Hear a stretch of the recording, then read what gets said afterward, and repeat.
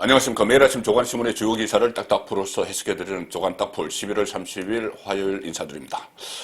자, 그렇다면 여기까지입니다. 이준석 국민의힘 대표가 사실상 당무 보이콧에 나섰습니다. 어젯밤 8시쯤에 SNS를 통해서 본인의 페이스북을 통해서 그렇다면 여기까지입니다. 이런 말을 남겼습니다. 다른 거 없습니다. 이모티콘 하나 붙이고 그리고 한 1시간 후에 9시쯤에 다시 엄지손가락을 거꾸로 내리는 이런 이모티콘을 또 붙였습니다. 자, 그리고 본인의 휴대전화를 끄고 기자들의 전화를 받지 않았습니다. 오늘 지금까지도 전화를 받지 않고 있습니다. 자, 그리고 오늘 일정이 있었는데 오전 일정이 9시에 어떤 언론사의 포럼 행사가 여의도에서 있었는데 그 일정을 취소했습니다. 참석을 하지 않았죠.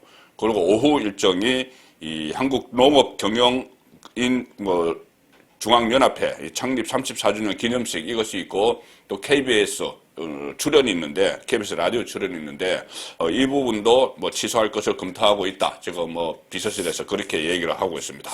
자, 무슨 일이 있었기에 이준석이 당무 보이콧에 나섰을까요? 어제 하루 동안 이준석은 세 차례 이 패싱을 당했습니다. 사실상 윤석열 후보에게 패싱을 당한 것이죠. 아마 그만한 이유가 다 있습니다. 패싱을 당한 이유가. 첫 번째는, 이준석 본인이 영입에 반대했던 이수정 경기대 교수를 공동선대위원장으로 윤석열 후보가 어제 전격 발탁을 했죠. 그리고 또 하나는 어제 윤석열 후보가 충청을 방문했는데 그 과정에서 이준석 대표가 본인이 모르는 사이에 같이 가는 동행 명단에 끼었다가 본인은 가지 않는, 그러니 이것도 패싱을 당한 겁니다. 충청 방문 과정에서 패싱. 그리고 또 하나 중량 패싱을 당한 것이 어제 김종인을 내세워서 이준석 대표가 계속 윤석열의 킹메이커를 하려고 했는데 윤석열 후보가 어제 충청도에 가서 이 킹메이커는 국민들이고 2030 세대들이다 이런 이야기를 했습니다.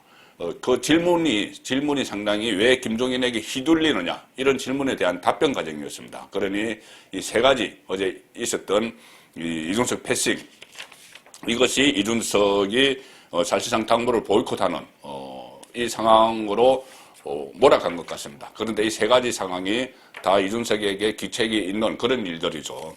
자, 그렇다면 가장 궁금한 것이 이겁니다. 그렇다면 여기까지 했는데 그렇다면은 제가 말씀드린 세 가지 이 패싱 당한 일이죠. 패싱을 당하니 그렇다면 했는데 여기까지 그러면은 뭘 멈추겠다는 이야기죠. 뭘 내놓겠다는 이야기입니다. 자, 이준석 대표가 뭘 내놓으려고 하는 걸까? 일단 이준석 대표가 당에서 맡고 있는 직책은 당대표 그리고 선대위의 상임선대위원장, 당연직이죠. 당대표가 맡는. 그래서 김병준 상임선대위원장과 같이 맡고 있는 그 자리. 또 하나는 선대위 밑에 홍보미디어 본부장. 이것도 이준석이 맡고 있죠.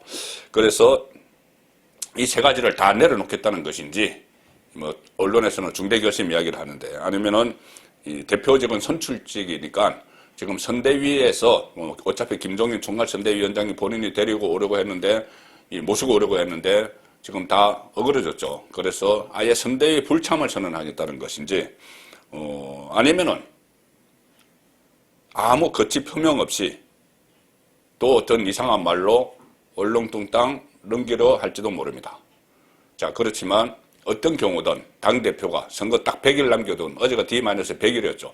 100일 남겨둔 시점에 당대표가 이런 식으로 SNS에 글 한 줄 남기고 전화기 끄고 그 다음날, 이 중요한 시기에, 99일 남은 이 시기에 일정 취소하고, 이런 것이, 과연 온당한 일인지, 자, 어느 쪽이든지 국민의힘 또는 국민의힘과 더불어 윤석열 후보에게도 상당한 부담을 미치는 일입니다. 그래서 어떤 직을 내려놓는 것도 그렇고, 지금 시점에, 대선 D-100일 시점에, 그리고 이렇게 말을 해놓고, 그렇다면 여기까지 해서 일정 취소하고 해놓고 다시 또 다른 말로 이렇게 그냥 은근히 넘어가려고 해도 그렇고 어느 쪽이든 문제가 되겠죠.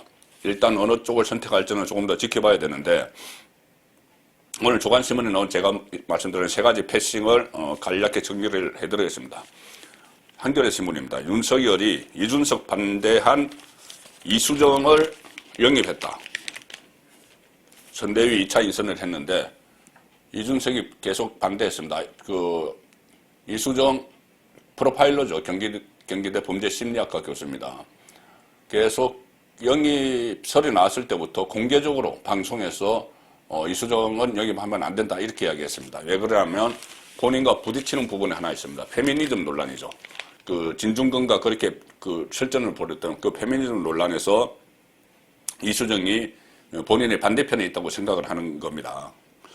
김종인 반대에도 김병준 상임선대위원장을 기용을 했습니다. 윤석열이. 거기에 이어서 이준석 대표가 남성들 사이에서 대표적 페미니스트로 꼽혀서 2대남, 20대 남성표 결집에 도움이 되지 않는다. 이렇게 하면서 영입에 반대했던 이수정 교수를 선대위에 어제 합류를 시켰습니다. 어제 선대위 합류시키기 바로 직전에 선대위 회의에서 이것을 인준을 했는데, 가결을 했는데, 그 회의 직전에 이준석이 방송에 나가서까지 반대를 했습니다. 이수정 교수 영입이 지지층에 혼란을 줄 수도 있다. 그렇게 반대 입장을 고수했는데 몇 시간 뒤에 선대위회에서 인선안이 무난히 통과가 되어버렸죠. 그래서 당무 우선권이 있는 윤석열 후보의 의지대로 선대위 진용을 지금 착착 갖추고 있는 겁니다. 당대표는 패싱되는 것이죠. 이렇게 이 이수정 영입에 반대한 이유가 이준석 대표가 본인은 계속 어떤 여성 할당제 이런 데도 반대하고 어떤 페미니즘, 안티페미니즘 이런 논란의 중심에 서 있는데 이수정 교수가 거기와 반대로 있으니 이 영입을 하면 안 된다 이런 이야기를 한 겁니다. 자, 그런데 이 이수정 교수는 공동선대위원장이 되자마자 상임선대위원장인 이준석에게 직격탄을 날렸습니다. 어제 이렇게 이야기했습니다. 이준석은 페미니즘과 레디칼리즘, 급진주의 그것도 구분을 못한다. 이렇게 직격탄을 날렸습니다. 이준석으로서는 상당히 자존심이 상하는 그런 이야기죠. 자, 그리고 이준석 두 번째 패싱은 이겁니다. 어제 충청도를 윤석열 후보가 방문을 했습니다. 방문을 했는데 김병준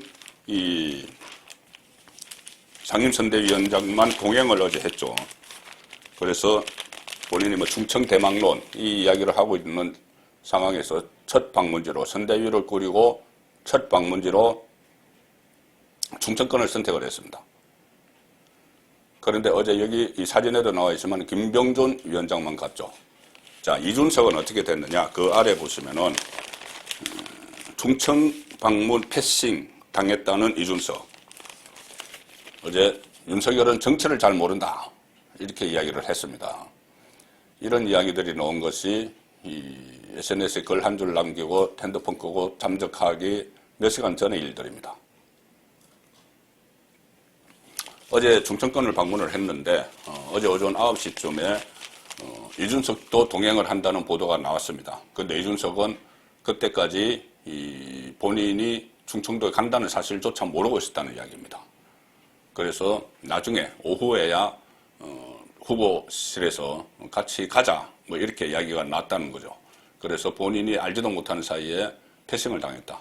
그런데 이 윤석열 후보실에서는 대표 비서실과 계속 처음부터 안을 짤 때부터 서로 의견을 교환했다. 이렇게 서로 다른 말을 하고 있는 그 상황인데 어쨌든 이 충청 방문 패싱을 당했다. 이준석 대표는 윤석열 후보 쪽이 이날 충청 일정을 자신에게 미리 알리지 않은 채 자신이 동행한다고 언론에 알렸다. 이렇게 주장을 했습니다.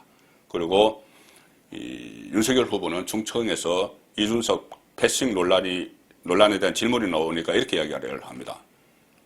국가 미래를 얘기하는데 그런 정치 얘기는 별로 언급하고 싶지 않다. 이렇게 또 일축을 해버리는.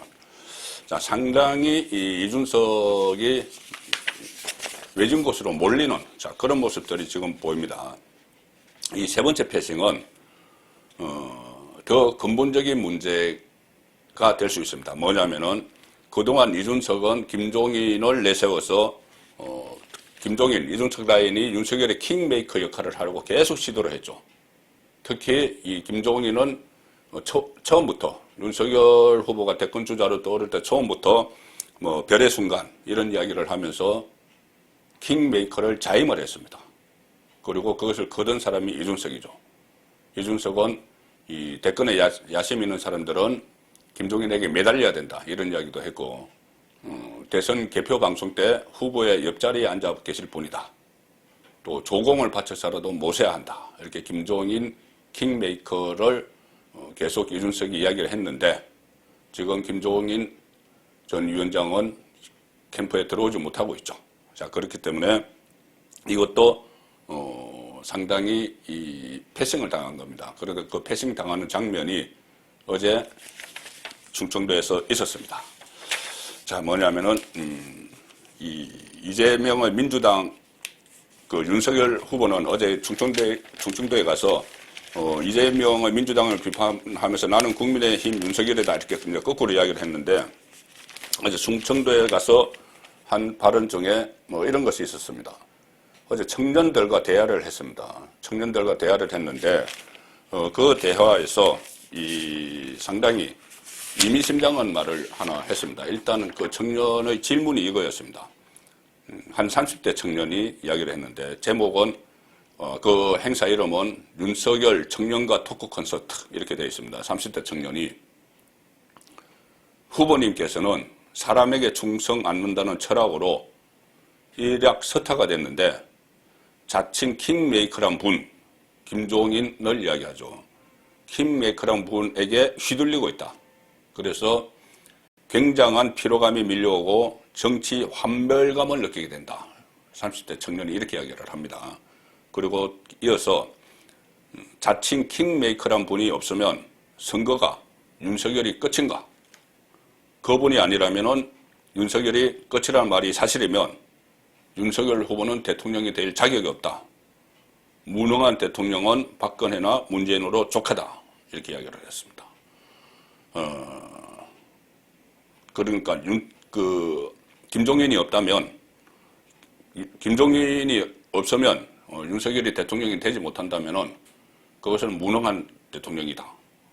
대통령이 돼도 무능하다. 이렇게 이야기를 한 것이죠. 거기에 대해서 윤석열 후보가 이렇게 답변합니다.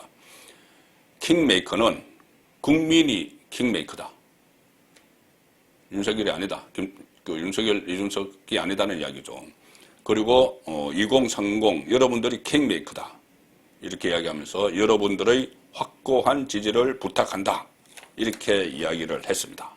그러니 이것은 킹메이커 역할을 하려던 김종인, 이준석이 동시에 윤석열 후보에게 패싱을 당한 그런 상황이 된 겁니다. 자, 그래서 오늘 일단 이준석 추가로 어떤 입장을 내놓을지 좀 더 지켜보고 나서 거기에 대한 또 제가 그 방송을 다시 해드리겠습니다.